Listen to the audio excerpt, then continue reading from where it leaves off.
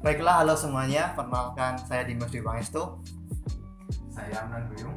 Saya Muhammad Fazil Nasrullah. Ya, Saya Nur Arifin. ya baiklah, di sini kami sedang berada di Perpustakaan Alam. Jadi Perpustakaan Alam itu berada di daerah Buayan, Kebumen ya Mas. Iya. Ya, di sini kami bersama dengan pemilik owner Perpustakaan Alam, yaitu Mas Arifin. Silakan Mas, boleh memperkenalkan diri. Oke, nama saya Nur Arifin. Saya aktivitasnya sebagai pendamping sosial PK Kecamatan Buayan. Nah, mungkin banyak teman-teman yang belum mengetahui tentang apa itu perpustakaan alam, kemudian di mana perpustakaan alam, kemudian apa sih yang menarik dari perpustakaan alam. Yang pertama, menurut Mas Arifin ini perpustakaan alam itu sebuah perpustakaan yang bagaimana, Mas? Oke, perpustakaan alam integrasi interkoneksi itu pertama-tama kita ketahui bersama bahwasanya perpustakaan itu sumber pengetahuan atau sumber ilmu. Iya. Dan alam kita artikan sebuah desa. Jadi ruang publik atau ilmu pengetahuan itu yang ada di desa, itu Iya. namanya perpustakaan alam itu. Kemudian dengan konsep integrasi interkoneksi, di mana pada umumnya itu perpustakaan hanya meminjam dan mengembalikan buku, tetapi Pada di sini umumnya. di sini ada kelas-kelasnya, ada kelas inspirasi, kelas karya, sama kelas bermain. Berarti ada 3 fokus ya Mas. Yang Iya. pertama ada kelas inspirasi, kemudian Iya. ada kelas bermain dan Iya. kelas karya. Iya. Nah itu Yang membedakan apa? Yang membedakan itu untuk kelas karya itu goalnya itu anak-anak bisa berkarya. berkarya. Jadi diajarin bagaimana cara membuat lampion, cara melukis, kaligrafi dan sebagainya. Oh. Untuk kelas, skillnya ya. ya itu produknya lah, kita Produknya. ngajarin produknya itu. Untuk kelas inspirasi kita memotivasi agar anak-anak Memotivasi. tetap semangat untuk belajar. Biasanya kita menghadirkan pokok inspirasi atau kita menceritakan tokoh inspirasi. Membangkitkan. Ya, biar anak-anak itu semangat. Terus targetnya itu ke siswa hanya SD atau umum? Oke. Untuk yang 3 itu kita fokus ke anak prasekolah sampai kelas 6. Prasekolah dan Ya, sampai kelas 6 SD. Oh, iya. Ya, jadi ada program yang khusus dewasa atau umum itu namanya sekolah desa. Nah, itu pengetahuan tentang ilmu desa. Ya. Dan Hotmail Quran ini rencana itu baru mau akan launching. mau bulan launching ini. Ya. juga kalau nggak salah sekitar sudah berjalan hampir 2 tahun ya perpustakaan Iya. alam ya. Untuk perpustakaan alam itu 2 tahun setengah sekarang. Udah itu. 2 tahun setengah. Iya. Berarti didirikan pada tanggal berapa itu Mas? Tanggal 25 Februari 2018. Iya, Hari juga Minggu. yang unik dari perpustakaan alam ini juga di perpustakaan alam ini juga banyak hal-hal atau ornamen yang ada di perpustakaan itu yang berasal dari karya siswa-siswa sini itu ya Mas, yang Iya. mendapatkan kayak di kelas karya tersebut itu ya. Iya. Banyak ya kayak misalnya kaligrafi, kemudian lampion dan lain-lain juga. Pokoknya keren sih gitu. Jadi untuk dibuat dari siswa untuk dipajang sendiri gitu. Iya. Keren. Kalau kemudian yang melatar belakangnya Mas untuk mendirikan perpustakaan alam ini apa Mas? Yang pertama-tama kita punya visi memberi dan berbagi, itu pertama visi. Kedua, karena minat baca khususnya di desa Merkoso itu sangat minim, akhirnya kita pengen menularkan itu literasi lah istilahnya kayak gitu. Kayaknya nggak cuma di sini Mas, di Oh, iya. Indonesia. Aduh, jadi banget. Itu, jadi itu dengan berawal itu yang pertama pengen membangkitkan semangat untuk literasi Iya. kepada lingkungan masyarakat khususnya itu desa Merkoso umumnya, Kabupaten Kebumen dan Iya. yang lain gitu. Ininya untuk meningkatkan Iya. kayak butuh huruf di berantas gitu ya Mas, Iya. ya dikurangi gitu. Nah, Berikutnya kalau begitu tujuan yang didirikan perpustakaan alam ini kan udah dijawab nih ya, untuk Iya. memberantas Iya. dan kemudian sumber dananya kan pasti untuk mendirikan ini kan ada dana yang dibutuhkan itu Iya. dari mana Mas? Oke, untuk pertama-tama kita memang dari dana keluarga. Dana keluarga Nah, mandiri berarti ya. Mandiri ini awal-awalnya, kemudian karena perkembangannya itu kita ada beberapa sedikit donasi dari beberapa orang, kemudian kita juga punya badan usaha. Berusaha. Iya, badan usaha miliknya perpustakaan itu berupa tanaman hias. Jadi kita di sini juga jual tanaman hias. Gitu. Dan lebihnya itu dari pribadi lah bahasanya kayak Pribadi. gitu. Iya. Kalau untuk buku-bukunya Mas? Nah untuk buku-buku kita alhamdulillah dapat support, dapat dukungan dari berbagai elemen masyarakat, itu dari komunitas-komunitas yang ada, dari Kebumen, dari luar Kebumen, itu semuanya ini buku dari ya mana? donasi ya, dari donasi. Keren. Nah, bahkan terjauh itu dari Malang. Iya, Jakarta, Malang, Grobogan itu yang istilahnya ini yang paling jauh itu mendonasikan ke sini. Kan kemudian background Mas itu sebenarnya apa sehingga tertarik untuk yang lain? Ini kan kayak membuat kafe, membuat bisnis yang mungkin yang kekinian ibaratnya, kok berani berbeda untuk membuat sebuah perpustakaan gitu. Oke, karena latar belakang pendidikan saya itu kan tentang keagamaan dan sosial. Jadi ini yang melatar belakang juga khususnya itu di pendidikan saya itu, karena saya kuliah di sosial dan keagamaan, akhirnya saya pengen bermanfaat untuk lingkungan sekitar kayak gitu, dan apa ya, dengan bentuk pengabdian mungkin ya, pengabdian kepada masyarakat istilahnya itu. Apa sih yang kita bisa berikan kepada masyarakat yang istilahnya tidak berupa material tapi pengetahuan gitu, pengetahuan yang yang panjang kokilnya. Terus untuk pengelolanya itu dilakukan bersama-sama desa atau bagaimana? Oke, kita pengurusnya itu ada 6. Pengurus intinya itu pertama itu kebetulan saya dituakan sebagai pimpinan, kemudian dibantu oleh sekretaris namanya itu Mbak Siti Nurjana, sarjana pendidikan, kemudian dibantu oleh bendahara oleh Mas Muslihin, sarjana pendidikan. Terus yang bidang pengembangannya ada 3, layanan sirkulasi itu Mbak Marlina, sarjana pendidikan, kemudian bahan baca perpustakaan itu oleh Mbak Anissa, satunya lagi teknologi dan kerjasama itu Bestari, sarjana pendidikan. Semua itu sarjana pendidikan gitu. Kecuali saya istilahnya gitu. Tapi pernah nggak sih Mas dapat kayak cibiran gitu yang terus menurunkan semangat Mas untuk mengembangkan perpustakaan alam ini?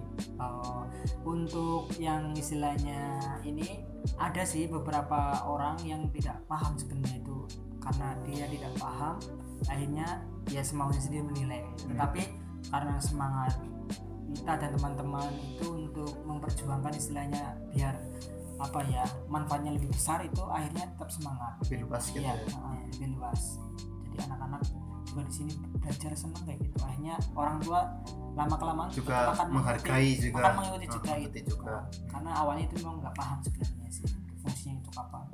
Nah ini kan lagi musim pandemi nih Mas, pasti ada kebijakan ini itu, kemudian karena pandemi itu jumlah kunjungan bagaimana, kemudian untuk solusi yang dihadirkan agar walaupun situasi yang mungkin tidak mungkin tapi masih dapat menyalurkan atau menggaungkan semangat literasi dari perpustakaan alam itu bagaimana? Oke, untuk sebenarnya itu setengah tahun ini yang COVID itu kita untuk kegiatan yang offline-nya itu kita pending karena kita mengikuti himbauan pemerintah bahwasanya tidak boleh beraktivitas berkerumun. Akan tetapi kita bisa memberikan pengetahuan di lewat media sosial kita. Biasanya itu konten-konten pengetahuan tentang ilmu desa kayak gitu. Kita ngesarnya di situ. Mungkin bisa juga Mas kita bikin webinar Mas itu buat Mas yang jadi narasumbernya bisa ya. Keren itu malah. Keren. Bisa tuh berarti. Kalau untuk suka duka itu bagaimana Mas? Kalau suka dukanya itu, kalau dukanya kita memang yang paling pertama itu sebenarnya itu pendanaan itu paling sulit, karena memang rata-rata itu kalau nggak kita istilahnya patungan ya dengan uang pribadi atau ya tombok terus lah bahasnya gitu, karena orientasi kita kan memang sosial dan pendidikan kan, jadi nggak berprofit itu. Kalau jualan kembangan bunga itu kan tidak mesti laku juga. Jadinya itu kendala paling dasar itu sebenarnya itu. Kalau senangnya itu banyak sekali. Lebih banyak senangnya daripada pastinya. Saya melihat senyuman anak-anak juga rasanya bikin hati. Wah. Iya, anak-anak itu di sini kan berbeda dengan anak-anak yang pada umumnya, karena di sini tuh istilahnya itu emosional itu udah masuk gitu. Jadi kayak keluarga. Jadi di sini asik banget ketika anak-anak belajar di sini. Sayangnya kita lagi pandemi nih. Biasanya itu setiap minggu ya Mas untuk kegiatan ya. Untuk kegiatan setiap minggu. Berarti kalau untuk pencarian dana pernah nggak Mas kayak nyoba untuk ngadain membuat sebuah proposal untuk mencari dana itu pernah nggak Mas? Kita hanya 2 kali Dua kali. bahasanya meminta dana, bukan meminta ya, kita kayak mengajukan lah ya, mengajukan ya, proposal kerjasama. kerjasama Iya. itu dengan BNI BNI. pas waktu ulang tahun pertama. Jadi kita nggak setiap saat itu minta kayak gitu, enggak. Lebih terfokus kepada kekeluargaan dan Iya. gotong royong mungkin Iya, ya. gitu. Iya. Kemudian tadi kan sudah sempat ditawarkan 3 program yang secara garis utama. Kemudian untuk perkembangannya atau inovasi yang akan diwujudkan itu apa Mas? Untuk yang inovasi yang akan diwujudkan itu yaitu kelas ya sekolah desa namanya itu. Sekolah desa. Sekolah desa itu pengetahuan tentang ilmu desa, dan di mana itu yang ikut itu umum. Jadi masyarakat umum nggak terbatas umur. Jadi orang-orang yang pengen tahu tentang ilmu desa, pengetahuan tentang desa, mulai dari tahapan pembangunan desa, terus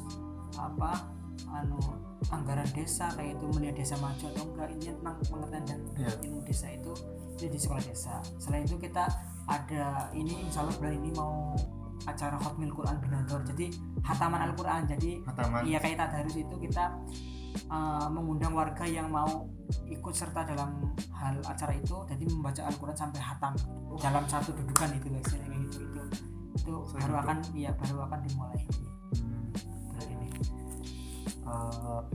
Kalau gimana Mas, untuk apa ya, untuk survive atau untuk bertahan kan kayak buku digital, kemudian elektronik kayak semakin berkembang, kita yang kayak yang tradisional itu kayak cara membaca itu tetap bertahan, itu bagaimana Mas? Oke, sebenarnya itu itu tidak perlu ditakutin karena sangat berbeda memang sih yang online itu dengan yang offline. Akan tetapi di sini yang tidak akan didapat oleh yang online, karena apa, di sini sulit kita mungkin, ngarahnya itu kan ke emosional anak. Jadi kalau memang sih belajar dengan online itu lebih mudah, lebih cepat, tapi dia hanya egois nanti untuk diri sendiri. Tapi di sini tidak. Di sini itu kita benar-benar membaur bareng-bareng gitu ya, membaur antara pengajar dan murid kayak gitu. Jadi di sini itu yang tidak dapat di online itu yaitu tentang emosional, bermain, belajar terus. Jadi di sini jauh akan terus bermanfaat dan akan relevan sepanjang masa kalau kayak gitu, karena sangat itu menumbuhkan karakter masyarakat, karakter anak-anak itu kayak gitu. Mas, terkait tentang relawan tadi kayak pengajar itu apakah ada syarat khusus atau siapa saja sih yang bisa membantu atau ikut turut serta dalam untuk mungkin bisa mengajari anak-anak yang di sini, kemudian berbagi cerita atau pengalaman itu dari mana saja atau dari yang boleh mengikuti itu Mas dari Untuk relawan kita punya sebutan Sang Inspirasi. Oke, ya, Sang Inspirasi di sini itu sebenarnya itu tidak ada syarat khusus. Yang penting yang diajarkan itu ilmu yang positif aja. Yang bermanfaat. Ya kayak gitu. Jadi siapa saja mau ngajarin apa saja di sini boleh. Gitu. Mau ngajar di kelas inspirasi, kelas karya, kelas permainan itu boleh. Jadi siapa saja boleh, dan ketika pengen ikut serta dalam pengen berbagi di sini itu dengan inspirasi itu biasanya menghubungi admin perpustakaan alam itu. Ya mungkin teman-teman yang berminat untuk ikut membagi ceritanya ataupun berpartisipasi dalam perkembangan perpustakaan alam bisa dicek di IG-nya ya Mas. Iya benar. Namanya apa nih boleh? @perpustakaan alam. @perpustakaan alam ya itu. Follow. Oh ya. Follow. Ozi mungkin ada itu. Ya. Ya sejak pertama kali berdiri perpustakaan ini ya cara mengajak anak-anak itu gimana Mas, kan biasanya sulit anak itu lebih sukanya main, waktunya mau habiskannya dengan teman-temannya buat main gimana gitu ya. Mungkin sekarang kan kendalanya juga anak-anak lebih suka gadget ya. Iya, di gadget, main game gitu. Jadi kita pakai pendekatan kita dengan orang tuanya. Selain ke anak-anaknya juga orang tuanya. Jadi orang tuanya kayak istilahnya kita benar-benar bekerja sama. Jadi orang tuanya juga benar-benar untuk mengawasi, diajak gitu. Terus anaknya sama orang tuanya. Iya, orang tuanya datang ke sini gitu. Mantap. Emang benar-benar dihantarin terus ditunggu kayak gitu, karena rata-rata belajar di sini hanya 2 jam kan. Jadi tua juga ikut serta melihat anaknya belajar di sini gitu. Terus itu Mas, apa sih harapan Mas untuk anak-anak yang belajar di sini dengan adanya perpustakaan ini? Oke, untuk anak-anak yang pertama itu harapan dari saya sendiri itu ya kualitas hidupnya mereka itu naik kelas bahasanya itu semakin Upgrade gitu ya Mas, semakin meningkat bagus. kualitasnya.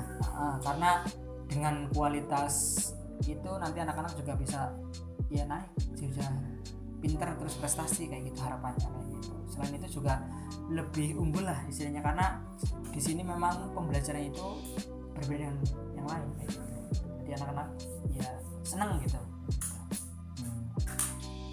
Kemudian Mas, selain untuk harapan untuk anak-anak, mungkin harapan untuk generasi muda kayak kita ini kan Mas, kayak mahasiswa, teman-teman mahasiswa, bagaimana Mas? Oke, untuk semuanya yang pertama itu kita pahami literasi yang ada. Jadi literasi yang ada itu yang pertama-tama karena kualitas hidup itu didukung oleh 3 komponen. Jadi ini harus diingat oleh masyarakat ya, oleh masyarakat umum atau yang istilahnya pengen meningkatkan kualitas hidup. Yang pertama itu inspirasi itu sebenarnya itu belajar. Jadi orang itu akan terukur nanti akan dalam belajar itu. Jadi harus belajar ya. Ketika nggak belajar nanti nggak istilahnya nggak berkualitas. Nah, belajar aja masih kurang kalau tidak bermain. Jadi nanti harus seimbang antara belajar dan bermain. Kalau hanya belajar saja nanti akhirnya stres. Kalau bermain terus akhirnya bodoh gitu. Jadi 2 komponen ini harus diimbangin. Ya belajar ya bermain. 2 ini masih kurang. Itu harus berkarya. Jadi, udah pinter sering main tapi tidak punya karya nanti nggak keren gitu. Jadi harus punya karya biar manfaatnya itu bisa dinikmati oleh orang lain gitu. Jadi bermain, belajar dan berkarya itu filosofi yang di dalam perpustakaan itu sendiri. Terima kasih Mas. Kemudian mungkin Mas bisa mengumpulkan kayak close statement Mas untuk kita teman-teman kita atau siapapun yang teman-teman yang ingin berminat bisa menjadi relawan ataupun penyumbang ataupun menjadi donatur mungkin Ya. Gimana? Oke teman-teman sahabat literasi dimanapun berada, bahwasanya ketika teman-teman ingin ikut serta dalam program yang dilakukan oleh Perpustakaan Alam, boleh itu bisa menghubungin IG dari Perpustakaan Alam, namanya @perpustakaan alam itu. Kemudian boleh itu teman-teman juga ikut mendonasikan baik berupa uang atau langsung buku, rak dan sebagainya itu segala jenis buku ya Mas? Iya, segala jenis buku. Yang penting layak dan bisa dibaca. Iya, itu Positif juga pastinya. Kemudian apalagi ya bersama-sama kembangkan literasi. Kita kampanyekan literasi agar generasi kita ya semakin maju. Juga malulah kita negara Indonesia penduduk lumayan banyak tapi tingkat literasinya mungkin paling rendah, ketiga dari dunia, itu sangat miris gitu ya Mas. Ya terima kasih untuk Mas Arifin. Kesimpulan yang dapat kita ambil bahwa literasi itu sangat penting untuk memajukan bangsa, untuk mengembangkan diri. Jadi jangan cuma kalian semua pintar namun kita mampu berinteraksi, tapi juga harus bisa berkarya. Jadi buka bukumu dan wujudkan impian. Terima kasih. Wassalamualaikum warahmatullahi wabarakatuh. Silakan yang ingin menjadi sang inspirasi atau relawan di Perpustakaan Alam sangat boleh gitu. Perpustakaan Alam, bermain, belajar, berkarya.